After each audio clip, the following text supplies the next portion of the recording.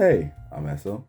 I'm a second year game design programming student, and this year I participated in my first Global Game Jam. The Global Game Jam, as the name implies, is a massive game jam held on a series of remote sites throughout the world, and every single site has their own specific details and rules to follow, but they all adhere to one central theme. For example, the actual jam started 27th, but our site decided to do it from the 29th to 31st.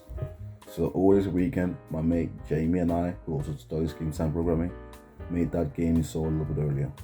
To make a long story short, our game was a good prototype for our actual game idea, but functionally, it's quite buggy and it even has some game-breaking bugs that made your game just crash.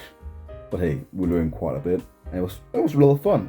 And even though we had to really work hard, we still had something to show at the end of 2 days, which I feel was an achievement.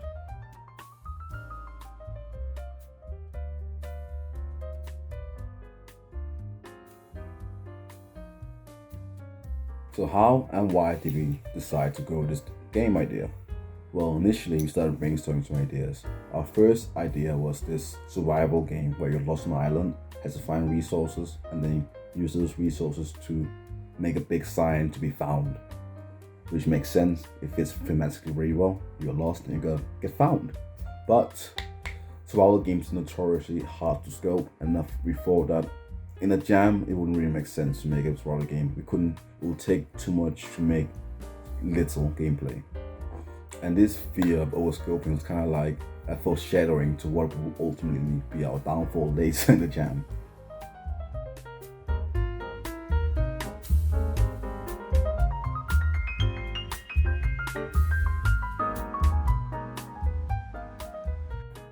The game, however, we did choose to go with was called Search and Discover.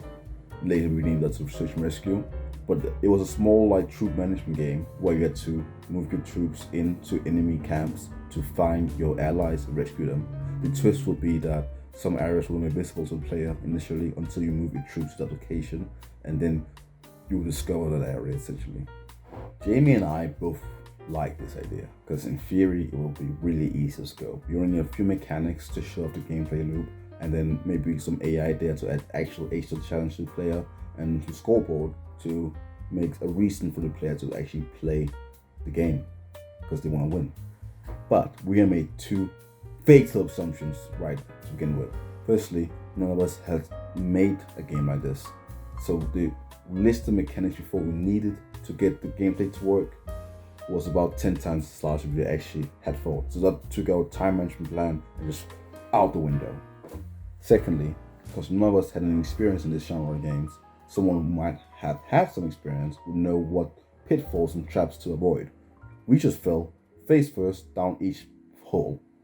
So we had issues from AI not working properly, to if you select all your troops and then deselect your troops in super specific weird order, it'll just crash the game. And it's just become a time sink for all our progress on day 2, and we ended up having to spend a late night on Saturday to try and get a raid test built, just to have some hope of finishing the game on time.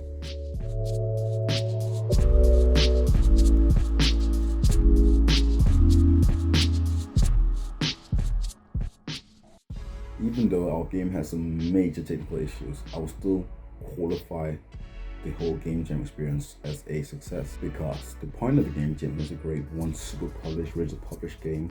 It's about getting an idea on the conditions you put under and then making a game that conveys that idea. And I think our game should convey a version of our idea. And I still think our idea is really good. And if we had 6 more weeks before we make a version of this game that conveys our idea even better and in a more interesting and engaging fashion. And since I made a entire game I've never made before, I learned so much from this game jam, just in terms of technical and design ability. But since I also got taught a lot of lessons in time management and planning from this game jam, I can hopefully next year make a more fun, smaller game that also has some level of polish. At least you can hope.